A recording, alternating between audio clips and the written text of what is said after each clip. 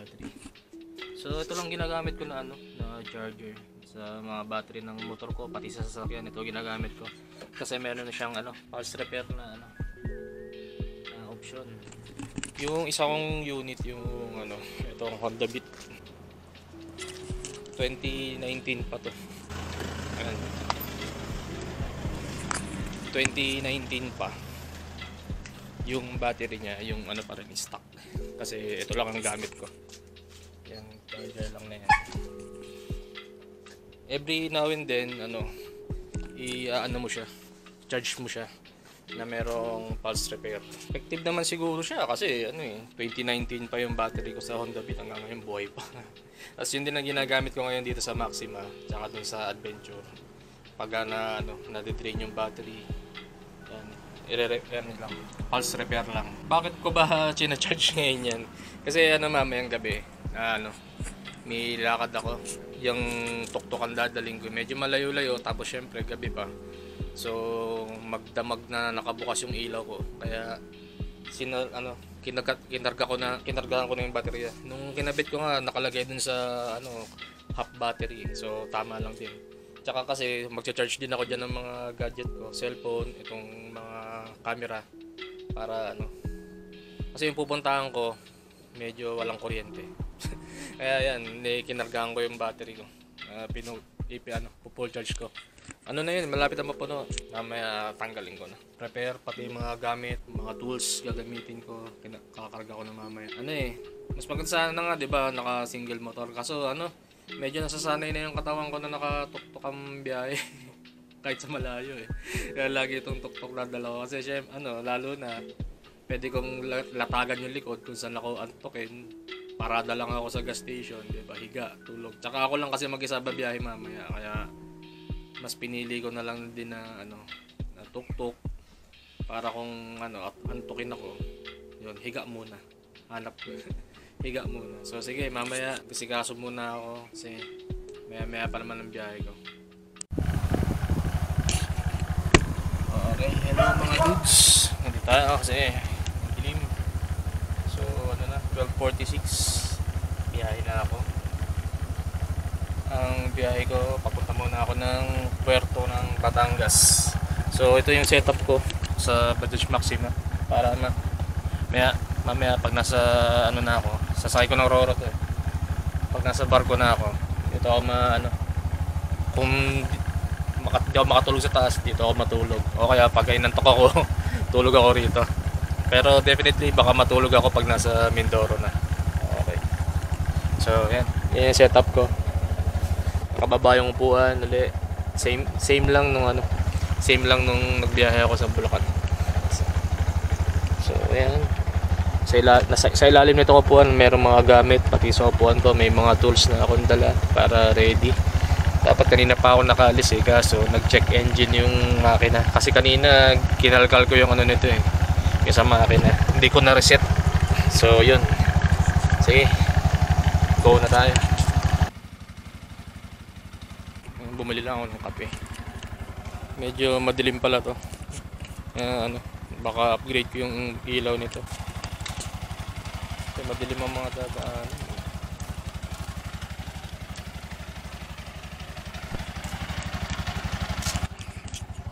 Siguro lagyan ko na lang siya ng mga ilaw sa Lagyan ko siya ng ilaw sa gilid. Tsaka dagdag ako ng third brake light. Kasi minsan hindi pansinin yung pagpreno yung sa sobrang parehas maliwanag yung ilaw ng brake light. Hindi minsan halata na nagpepreno ka. Kaya lagyan ko ng third brake light. Sige, diretso na tayo. Bumili lang akong kape.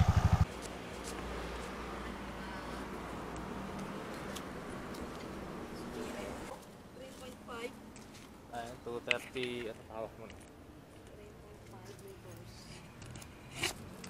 235.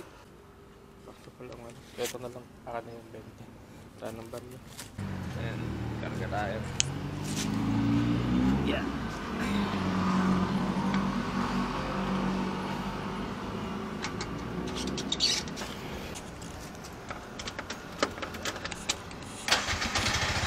pinultang ko para masukat ko yung ano, takbo. Nandito pa naman ako sa ano, dito pa naman ako sa Santa Rosa. Sticker mo sir, para sa susunod may discount ka na. Okay, thank you. Lagyan ako ng sticker. Ayun. Siguro kailangan ikabit ko to sa ano ko, sa tuktok. Para daw may discount. Ang ETA ko sa Batangas per ano, alas 3. Pero since tuktok to, usually ano times 2 ang biyahe. Alauna 15 na ngayon, estimated is 3:05 nando dun. So halos 2 oras. Pag tuktok ang experience ko talaga times 2 ang oras Pero tingnan natin, madaling araw pa naman. Saka itong dadaanan natin, ito yung lagi namin dinadaanan pag pupunta kami Mindoro nung maliliit pa kami. Kasi yung ano, yung sasakyan namin dati pag pupunta ron sa Mindoro, lalo na pagkamahal na araw, drop site na truck. So di kami pwede sa highway. Kasi ang sakay sa likod ng drop site, mga tao. Kaya dito lang kami sa National Road. Mahaba ang biyahe ito. Tobi na. Okay, smooth lang ang takbo natin sa kanina. Wala kang problema. Sarap ang biyahe pag madaling araw talaga. Tanawan, Batangas.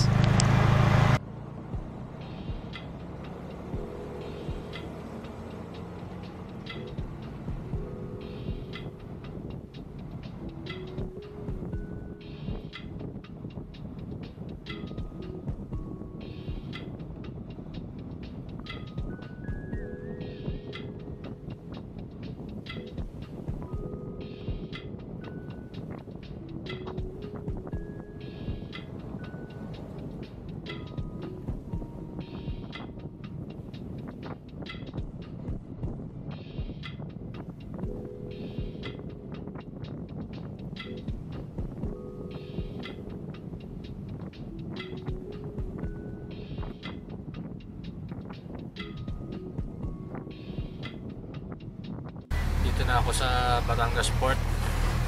Pero dumaan muna ako ng Jollibee para may baon ako. May kamahalan din yung yung pagkain sa barko Kaya mas maganda dito na lang din, ganun din.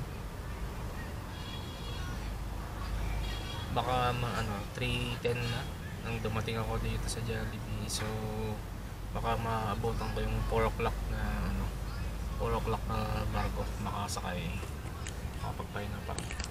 Ayan, makapagpahinga dyan mamaya.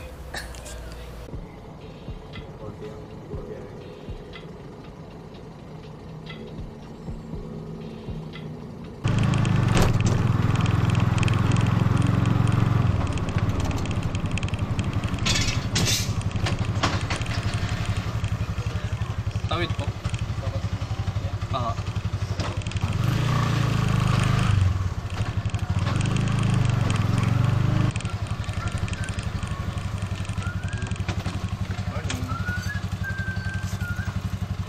Kano po ma'am? Tatawid po. Apo. Ilan po kayo? Ako lang po. 65. Kasama? Wala. Wala yan.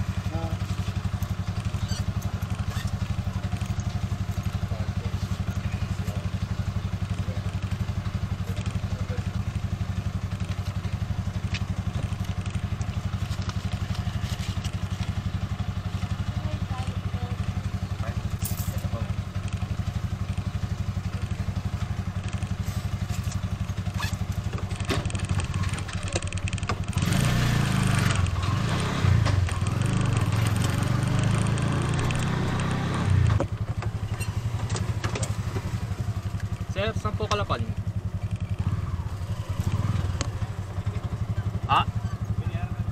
Aha. Yung ganito ha? Higaan lang po. Saan po dyan sir? Anong number dyan sir? Number 10. Salamat.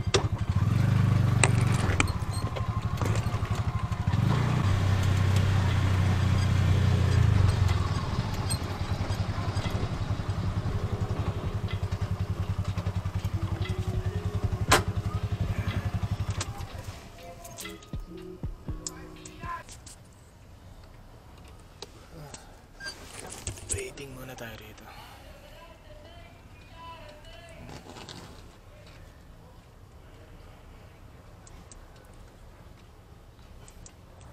Wala pa masyadong tao.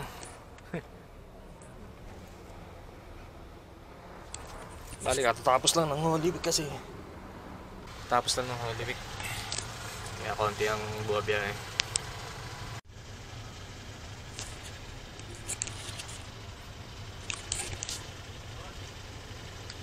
Kain muna tayo habang naghihintay ng barko. Kaya tingin ko 4 o'clock na may biyahe na.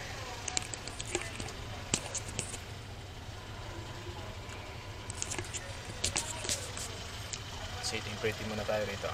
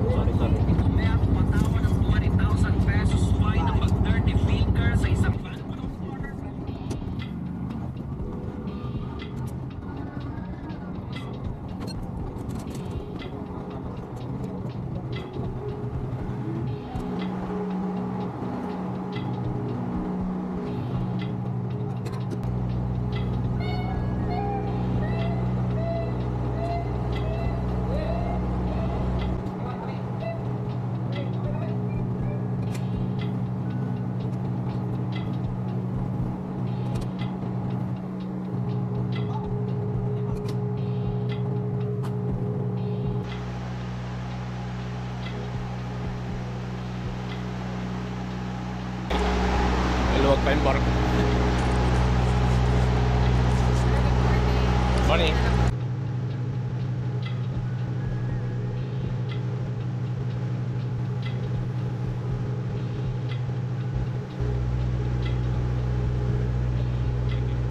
Manifesto. Lista ng mga sumakay ng barko.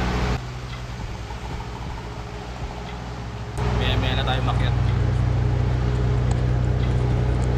Kain muna tayo. Mamadali yung kanina, may iwan doon ng barko eh. Nandito rin na sila. Pero tama din naman. Kasi baka gusto na rin nila magpahinga. Ako kain muna. Mamaya na tayo makit sa taas. Ang ingay dito eh. Okay, kain muna ako.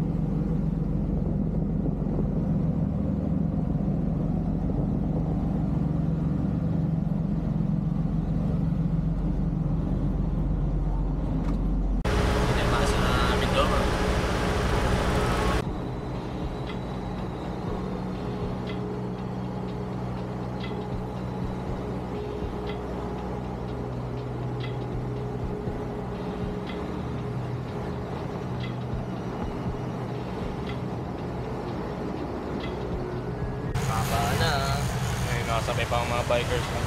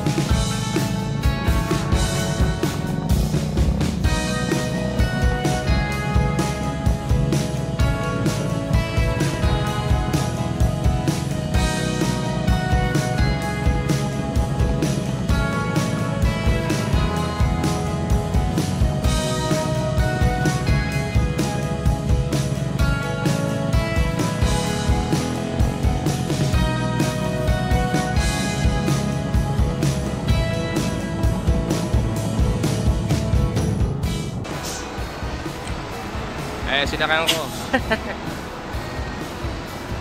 Ganda ng barko ng Montenegro ngayon ah. Yeah. So okay. Dito na tayo sa Dito na tayo sa Mindoro.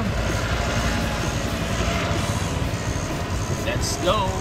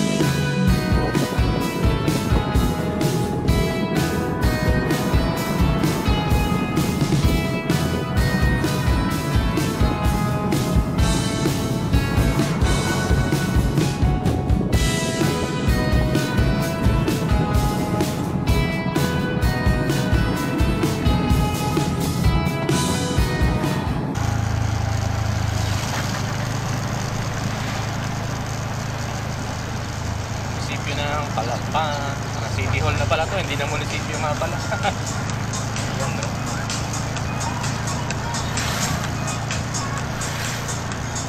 Punta tayo dyan next time pag nag-join tayo ng ng Mindoro Loop. Ito rin gamitin natin pang Mindoro Loop. O baka si Honda Beat pag hindi pwede itong tuktok. Bali yung pinakaunang alaala ko na simula ng bata ako na nakapunta ako dito sa Mindoro is nung ang unang nagsama sa akin is syempre yung father ko na taga dito lumaki. Tatandaan ko pa noon, ang sinakyan pa namin papunta sa Pinamalayan yung jeep na malalaki ang gulong kasi dati hindi pa ayos ang kalsada rito, rough road pa. Tapos ito naman tatay ko, si daddy, alam naman palang ganun pa yung kalsada rito sa Mindoro. Pinuloyin mo. Nung pumunta kami rito, ang pinasuot sa akin na damit, naka all white. Naka white pants ako, naka white shoes, naka white din ako na naka polo pa ako dun eh. Tapos naranasan ko na I think pa ako noon, hindi pa nga ako kinder noon eh, nung pumunta ako dito. Tagal din ang biyahe, tsaka naranasan full experience ang naranasan ko noong unang dinala ako ni daddy dito eh. Kasi pati yung sinakyan namin na jeep, naplatan pa.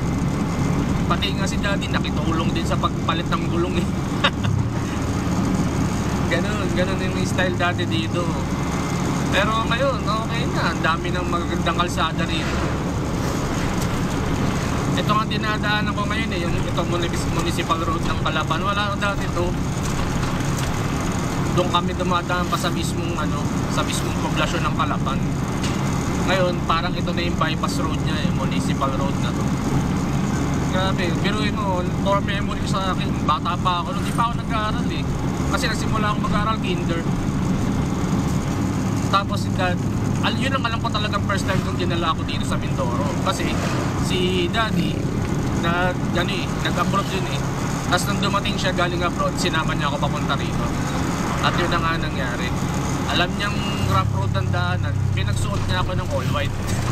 Kaya pagdating ko sa Pinamalayan, yun, iba na kulay nung ng damit ko. Natatawa pa sa akin yung lola ko nun eh. Kasi mukha akong espasol. Okay, magandang alaala.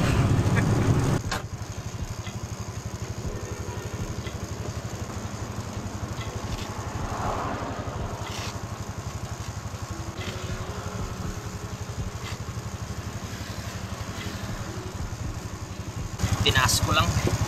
Ayaw pumasok ng hangin dito eh, dahil nakasarado yung likod eh. Nainitan na ako. Pero kailangan ko kasi mag-charge. Dapat talaga mapalitan na itong eh. So, kasi solo lang yung charger ko. So, dapat talaga magre-relay lang muna tayo sa hangin ng ating pagtakbo. Dito na tayo sa rebulto ng simbolo ng Mindoro at ang boundary ng Calapan at Nauhan. Entering Nauhan na tayo. Nakita nyo yung may bulto ng yung tama raw yun eh. Kasi yan ang buffalo na dito sa Mindoro nakikita na endangered species na ngayon. Wala eh. Rin kasi yan, wild yung yung tama raw na yan. Hindi sila talaga nado-domesticate. Ang Oriental Mindoro ay may mayamang lupain na nababagay sa pag-agrikultura. Isa ito sa malaking pinagkukunan ng bigas, mais, niyog, gulay at mga prutas tulad ng saging, lansones at rambutan. Ang isang variety din ng ube na may pinakamatingkad na lila ay dito din matatagpuan. Pinakamaraming parte ng lupa dito ay nakala sa pagtatanim ng palay at niyog. At dahil dito, ang Oriental Mindoro ay tinagurian ding the rice granary and fruit basket of Southern Tagalog.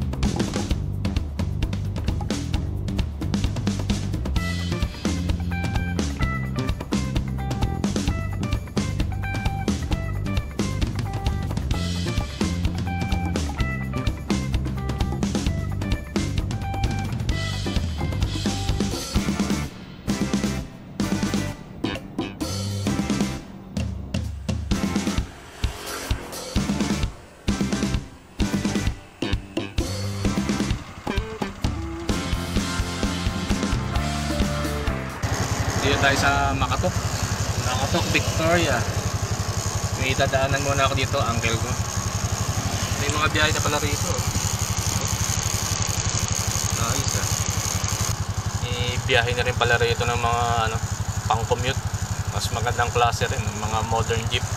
Mga asenso na talaga dito sa Mindoro.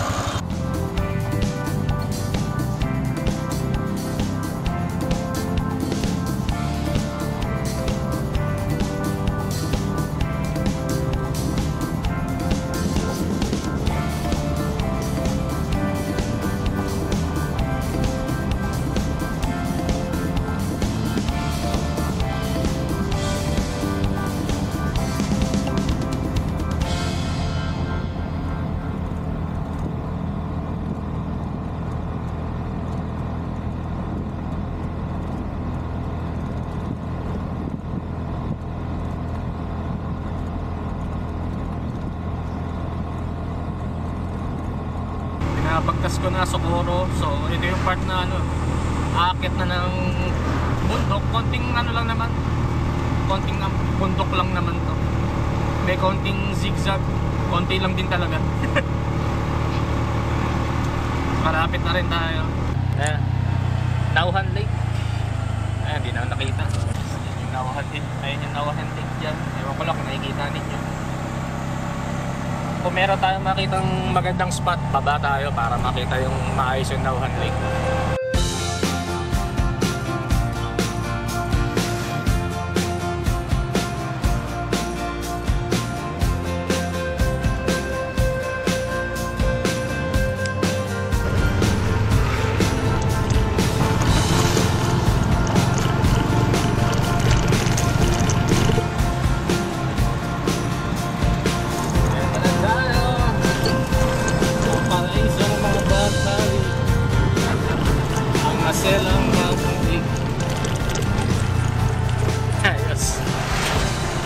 Pero yung pupuntahan ko, malayo pa mula dito.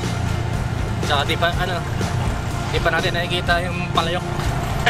Adaan tayo sa Palayok.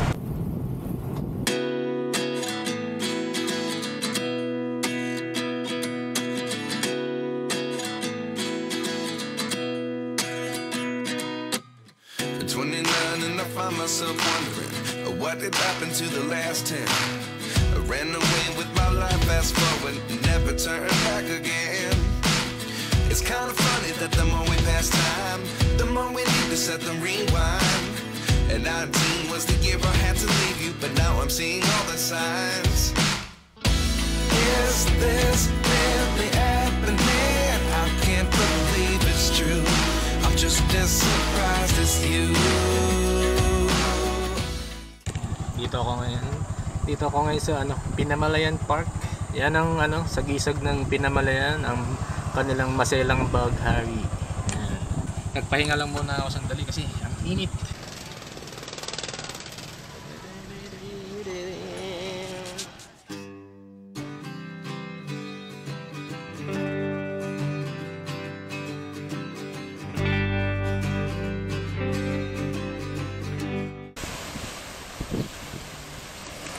Yung pupuntahan natin dun pa, sa Bandaron pa, lalagpasan pa yun kasi pa lang yun alam ko Banilad pa lang yun. Sana, malayo na narating natin.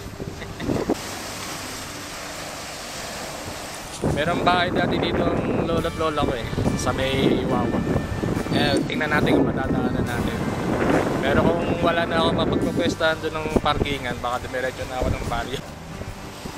Mukhang biyahe ng to Alam ko may bumabiyahe dito na hindi ko na matanda kung Marinduque. So let's go. Diretso na tayo or tingin muna natin yung Wawa. Ano na itsura. Wala na palang mapupwestuhan doon. Maliit lang ang kalsada ron sa Wawa Hindi na tuloy ako nakapunta sa seawall. Bale next time na lang. Bale ang next destination natin is yung yung pagudpod na lugar dito sa Pinamalayan, which is yung Ranso. Yun ang final destination ko dito, Ranso. So sige, siguro hinga lang muna ako sandali, inom akong tubig. Ang init na kasi. Ang init na, bago ako tumakbo ulit. Nagpa-full tank uli ako. Mahalang rito. mahalang gasolina dito. Pero okay na rin siguro yan. Naabot ng 350 yung pangalawang pangarga ko eh. Hindi pa naman siya sa nasa unang guhit lang nung kinargahan ko ulit. So sige, maya lang muna ulit, tapos nasa Ranso na tayo.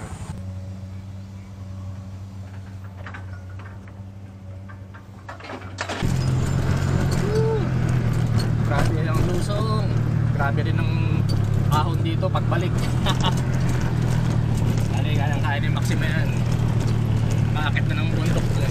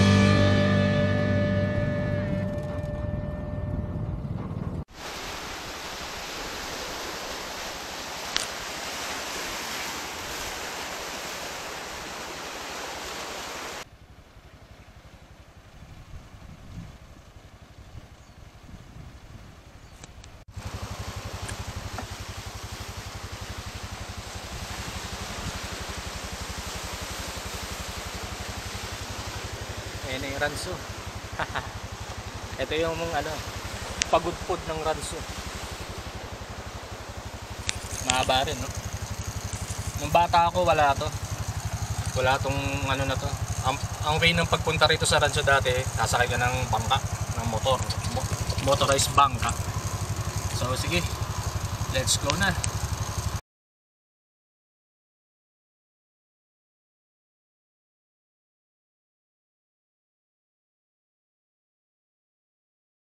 Di tayo magaling guys ha.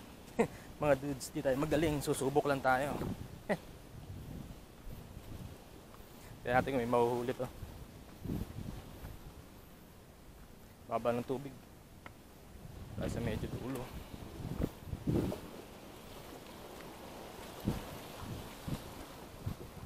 Napagandang pwesto dito.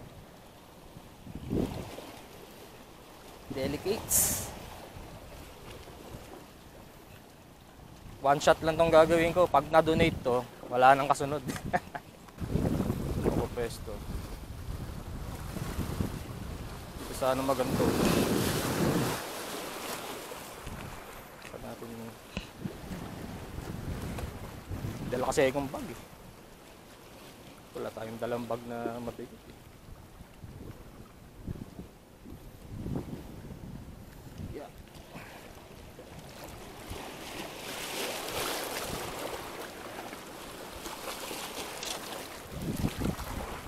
Tulis pa naman mga bato rito.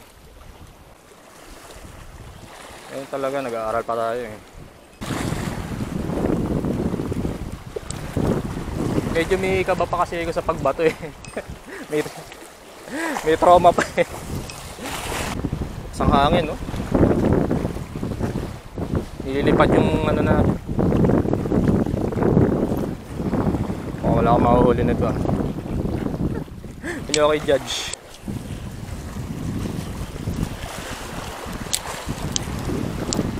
Nakakapado sa bato na yun ah.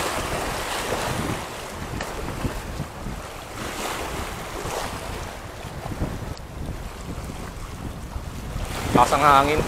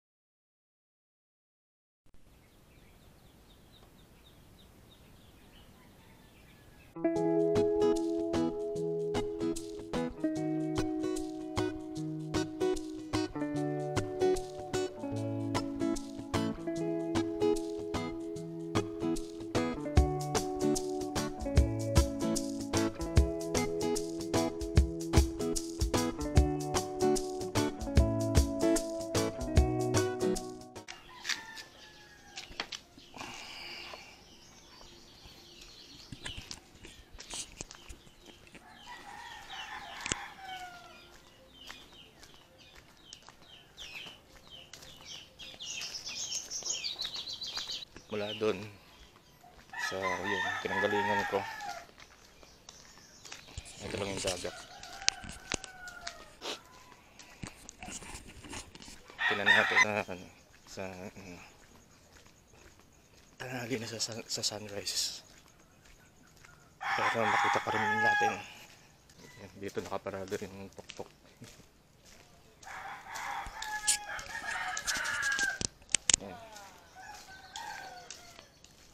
Sakto may buhangin. Medyo sakto lang pala alon, hindi naman maalon. Hindi naman malaki. So may kubo sila rito. Si Blackie.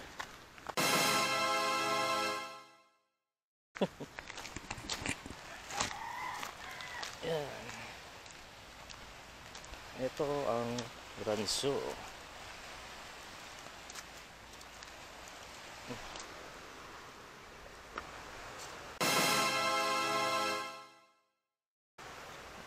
Ito yung parang ito yung ano eh, yung ganyang klaseng aso. Ano, witch dog. Yan ang ano rito. Sa Pilipinas, yung common breed. Ano? Ganyan. Tuta.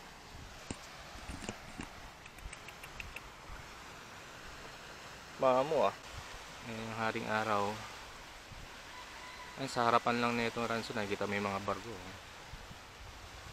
Doon sa part na yun, mukhang doon maganda mag-fishing. Mga boya. Dahil ka lang tuta rito, tutay siya.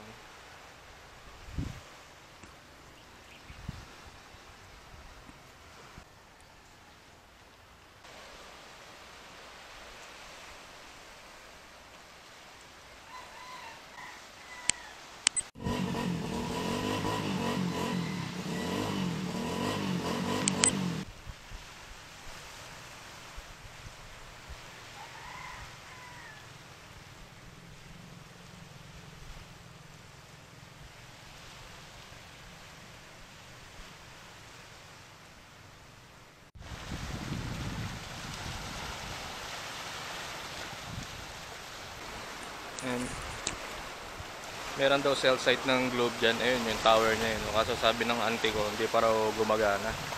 Kaya ano, naka-globe ako rito eh, pero wala ng signal. Walang signal. Ewan ko lang sa ano. Pero dati, Simulat sa pool, ang gamit ito ng mga tao, smart. Ewan ko lang kung may signal smart, wala akong smart na SIM. Pero yung Globe, wala signal, at least dun sa walang signal dun sa bahay tsaka dito. Pero sabi, dun sa may mini pagod pod, doon may signal ng Globe. Tapos yan, meron dating dyan hotel. Ewan ko lang kung functioning pa. Pero dati nakapag-stay kami dyan nung nag-reunion kami. Ayan, tapos saan yung parola? Di ko na makita yung parola. May parola dito eh. Kahapon nakita ko eh. Pero pag nandito di makita. Siguro pag nandun ako sa yan ganda oh. Ang bilis na ng barko oh. Kanina katapat lang niya yung araw dito. Ngayon nandoon na siya. Tapos paglagpas mo dun sa na yun, sa dulo na yun, alam ko merong dyan eh, merong resort din dyan eh. Ewan ko lang kung bukas pa kasi nung nagpunta kami dyan ng pinsan ko, bata pa ako eh. Maganda na rin yung sa side na yun. Dami ng pinagbago rito sa Ranso. Dati nga wala pang kuryente rito, naka-generator lang yung buong barangay. Ngayon may kuryente na. Nakaya na ng asenso.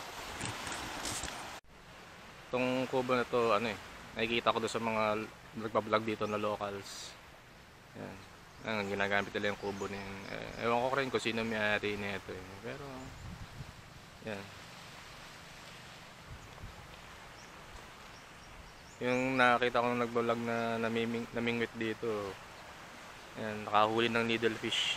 Yan, ginamit nila yung kubo na yun. Dami ng pinagbago dito sa Ranso talaga.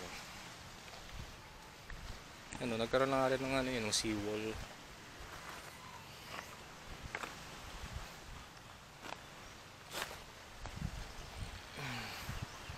Ito nga lang talaga ang namin dito. Bato lang talaga yung namin, yung dagat namin dito. Pero pagka mabato, may corals. Merong fish sanctuary dito eh. Sa Bandaron yata, hindi ko alam eh. Alamin ko sa kung saan parte rito. Pero merong rito, merong fish sanctuary dito. Dati yung way of transportation dito nung wala pa yung yung Pili Road, ang kalsada na yun dito. Kami rito, nakabangka pag pumunta rito. Pero matagal na rin yun kasi matagal na rin nagawa tong kalsada rito eh. Bata pa ako nung pag pupunta kami rito, sasakay kami ng bangka galing doon sa bayan, doon sa Wawa, sa Pinamalayan. Pinamalayan pa rin naman to, Ranso. Sakop ng Pinamalayan to. Yan. Tapos dito kami dadaong niyan. Struggle ang pagbaba ng ng bangka, ng motor pag bababa ka dito. Mas mabato pa, madulas yung bato. Ngayon, ang sikat pa noon na sinasakyan namin yung Jed eh. Jed. Parang, ewan ko kung ilang Jed ang nagawa kasi parang 1, 2, 3 ang nakita ko nung bata ako ng Jed 1, 2, 3. Wala na ngayon yung Jed eh. Pero yun yung mga naalala ko nung bata ako dito. Tsaka dito, yan pa lang may mga part dito na malalaking bato eh. Ngayon medyo nakasalansan na yung mga bato na maayos eh. Siguro nice na rin ang mga taga rito. Dati may dyan, yung mga isda na dumidikit sa bato. May naliligo doon. Ngayon parang bihira na ako na makakita. Doon sa kabila ako nakakita ng ganun. Yung mga isda na dumidikit sa bato. Ngayon dito wala akong nakikita. Pero dati nung bata ako meron. Kaya siguro nung time na yun pa. Tapos alam ko merong ilog din eh. Yung sa part na yun. Kaya noon pag naliligo ako rito, sarap maligo kahit mabato. Hindi masyadong maalat yung tubig kasi merong ilog nga doon. Tsaka malakas ang agos dati ng tubig sa bundok. Yung tubig dito, pagka dito ka lang naliligo sa part na to, hindi ka kaalatan dati. Ewan ko, yun yung natatandaan ko ng bata ako eh. Kasi nga dahil doon sa ilog. Ang dami nakadaong ng bangka doon. Sa Kaya rito sa umaga, tahimik na tahimik.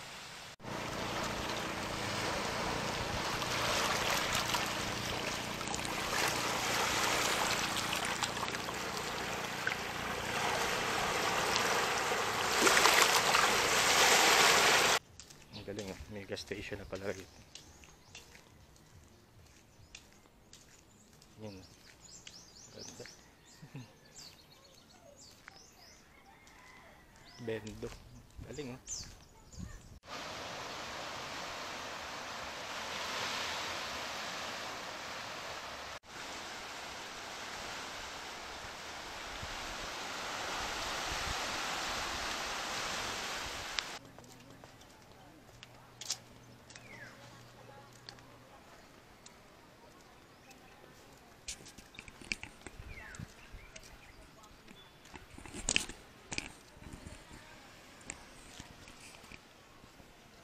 Hindi nakarating yung dagat yung ilog.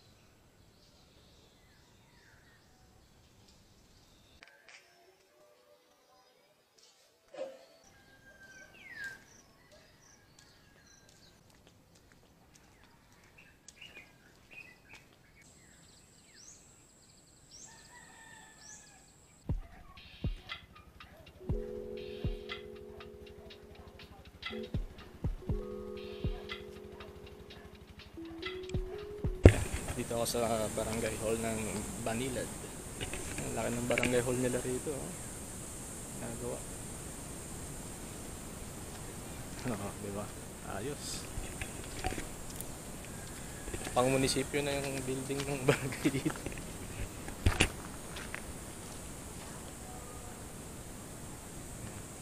Background dito.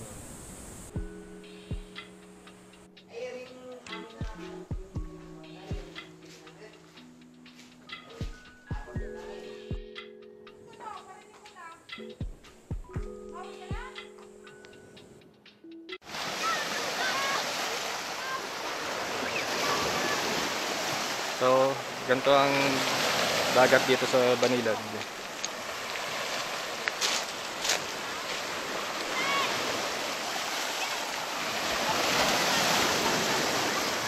Naligo sila oh. Ayan. Nung bata ako, itong Banilad, ito ang kuhanan talaga ng panghilod.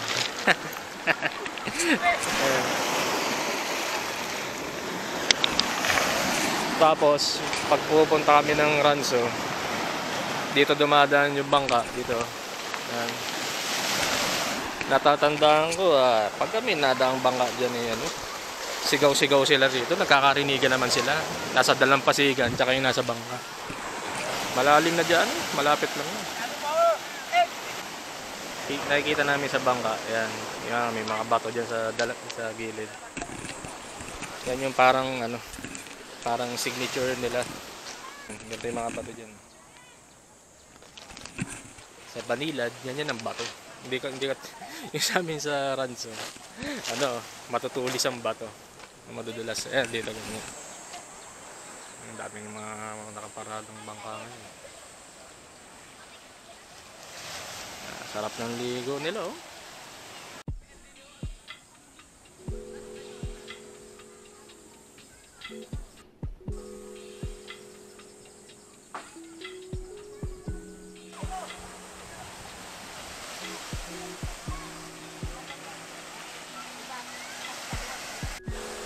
Kita na rito yung yung bayan.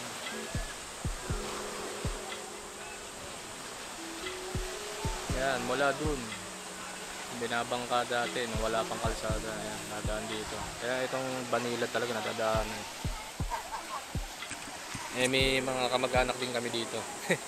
Kaya pag dumadaan yung bangka dyan sa may tapat, ayan, nagsisigaw-sigaw. Mga pamalita noon. Kaya noon pa man din, may uso na po ang marites. Ay, mga kamag-anak ko dyan, huwag kayo mga galit. Libakan natin yun eh. Naninisi si kuya dun. Namamana. May hawak siyang pamana eh. Kita mo, ganyan lang siya kalapit. May nahuhuli na yun dun. Malalim tubig dito sa Banilad eh. Kaya yung mga bata nandiyan lang sa tabi. Sarap ng ligo.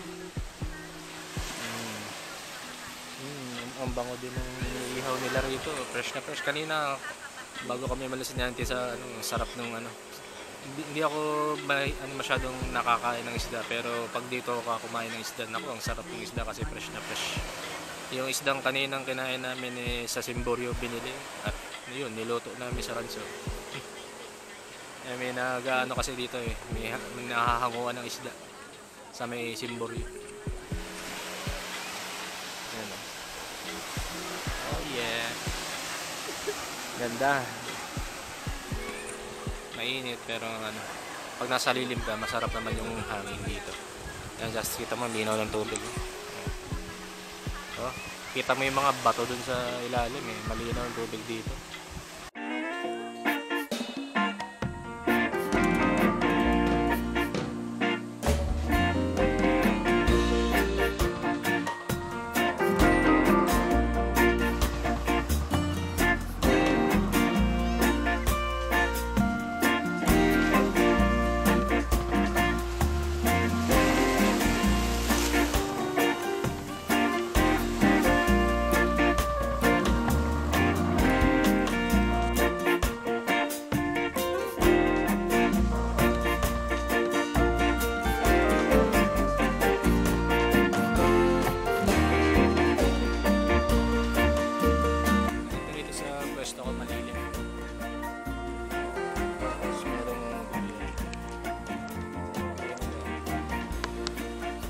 Kahoy na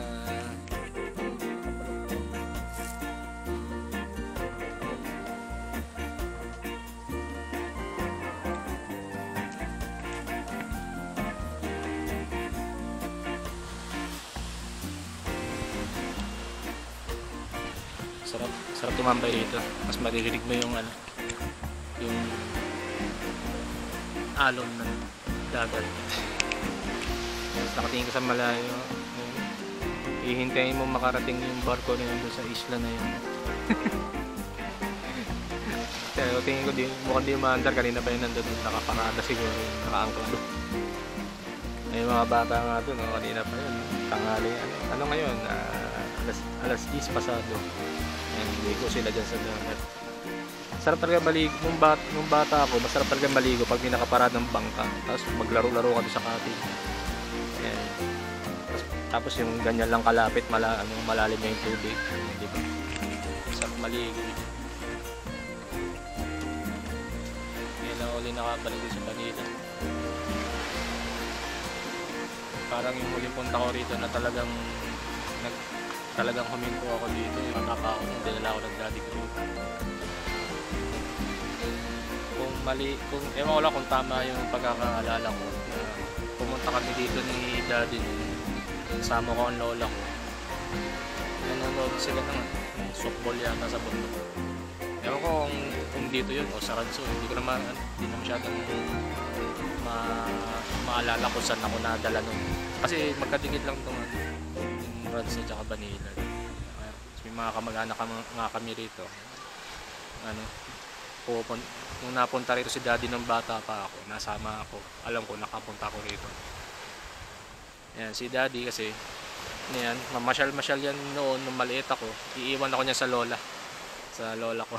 Kaya kami ng lola ko ang yun, kung saan ako binibitbit ng lola. Yan. Minsan pinanonood ako maligo sa dagat. Yan. Sadalin ako sa mga iba't ibang kamag-anak namin. Yan, tagal na rin. Bata pa ako nun.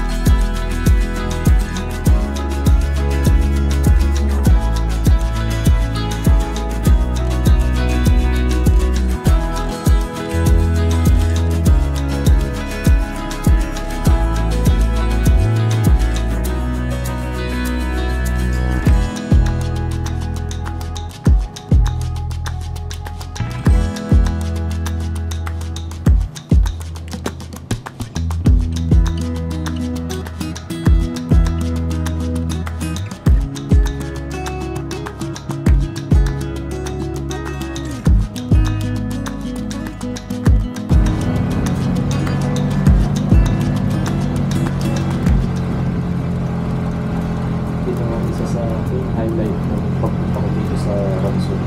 Itong dadaanan na ng Mount Pillow.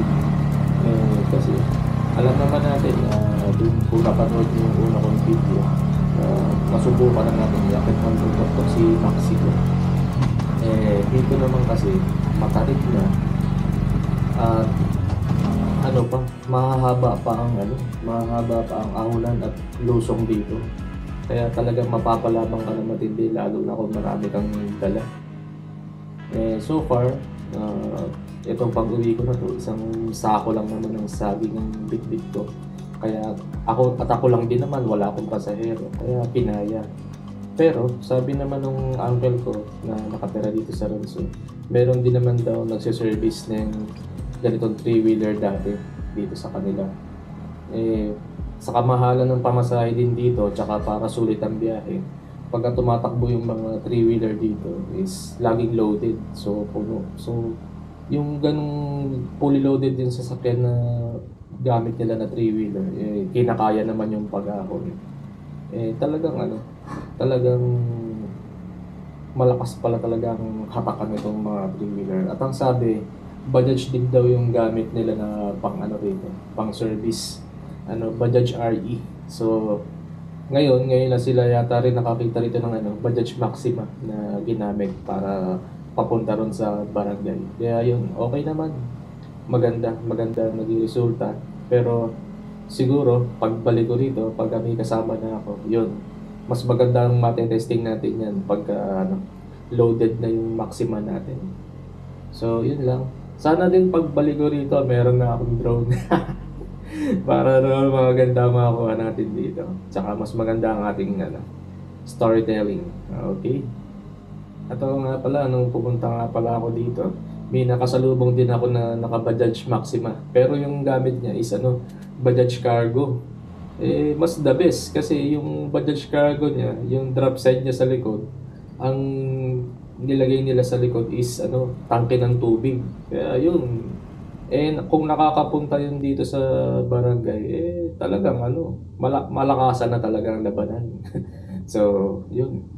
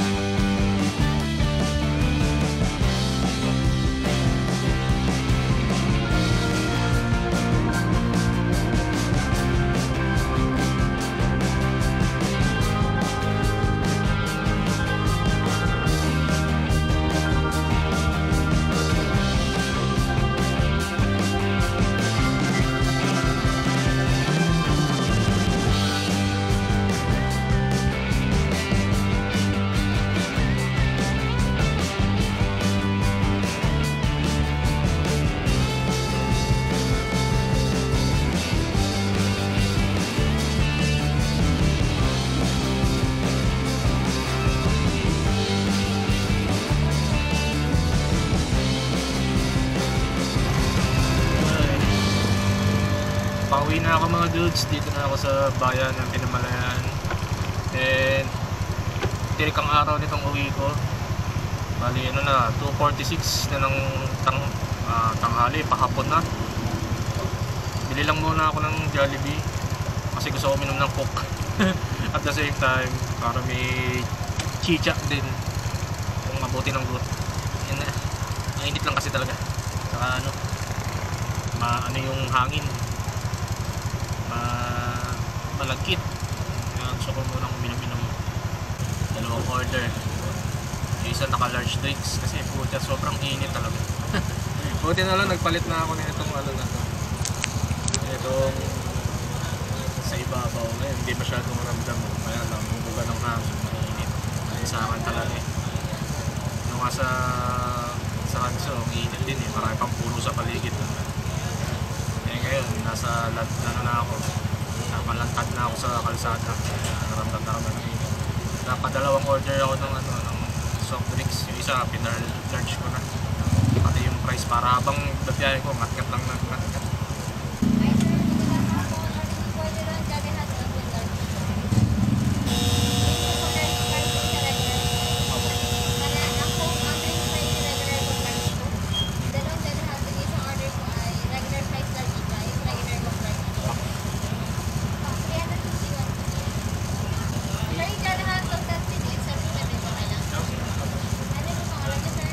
Magkano yun, ma'am? 51? Mag-piso ako rito.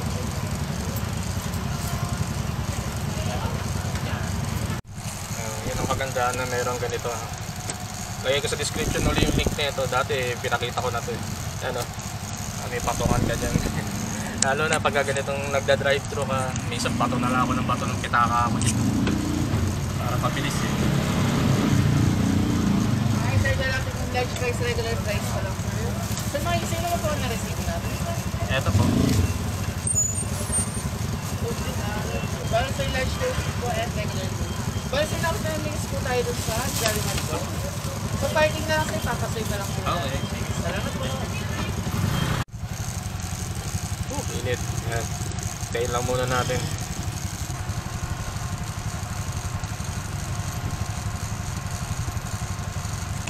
Makakaubos na muna ako ng price nito bago makarating yung hotdog. Parang hindi ko alam hindi ako sure. Kasi nung natira ako dati dito, ang Jollibee lang sa Mindoro, ang alam ko sa Oriental, sa Calapan. Tapos ang sumunod na Jollibee is itong sa Jollibee Pinamalayan. Ang na-chismis ko noon, ewan ko lang kung totoo kasi chismis nga lang.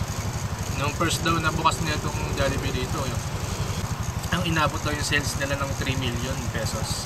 Noong time na nagbukas daw to. Ewan ko kung totoo. Yun ang sabi yung bali-balita nun. Nung bumukas to, dinayo siya. Yun lang naman. Ewan, hindi ko masasabing fun fact kasi ako mismo sa sarili ko, hindi ko sure kung totoo pero yun ang chismis. Inabot doon ng 3 million na sales doon sa unang ewan ko kung unang araw o unang linggo. Siguro unang linggo yung pagbukas niya ito. Kasi dati nung natira ako dito, noong time na yun, pagka-graduate ko ng high school, nagpahinga muna ako. 6 months ako nandito. Pagka nagugustuhan ko mag-Jollibee, nasakay pa ako ng multi-cab noon, multi-cab pa ang magbibiyahe, tsaka yung mga van na mabibilis. Pupunta ako ng Calapan para lang kumain ng Jollibee, tapos uwi din ako dito sa Pinamalayan. Kasi dati tumira ako dito sa may Pinamalayan sa may Waco. Yes sir, Sir Eman, bali daw akong Jollibee. Salamat din ako po. Ayun, nandito na. Kainin ko habang magbibiyahe. Kailangan ko ng cup holder dito sa Papagua.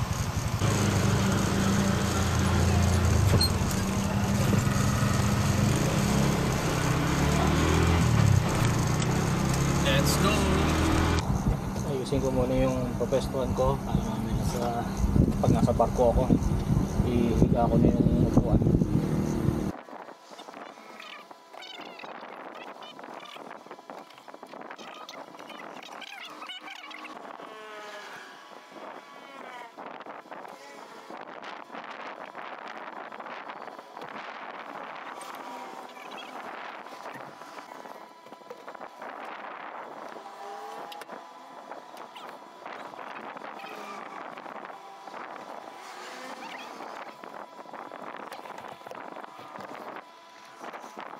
So yun, ayun na yung setup mamaya ng tulugan kasi para habang nasa barko tayo tulog. Pagod. Malapit na rin ako sa pier eh. Nagpahinga lang ako dito sa gas station. Laki ng gas station nila rito eh. Kasi ano rin siya, parkingan din siya ng mga truck. So yun. Shit, yung mga melon, mga pakwan ko pa pala. Mga gumulong to. Sabi ko dalan to. Dito sa inituan ko, laki ng gas station. Mahangin at ayun, may 7-Eleven ng gas station nila rito. Sakay na ako ng barko para balik na ng Batangas. Ito ang sakay namin. Santa Alberta, Montenegro ulit ang nasakyan natin pabalik. Ayan, nakakarga na.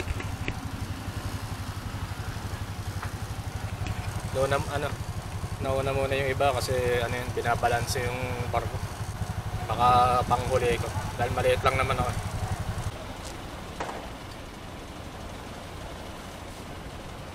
Ito na, sasakyan namin. Makakatulog na ako dahil napapagod na. Ayusin natin yung tulugan natin mamaya.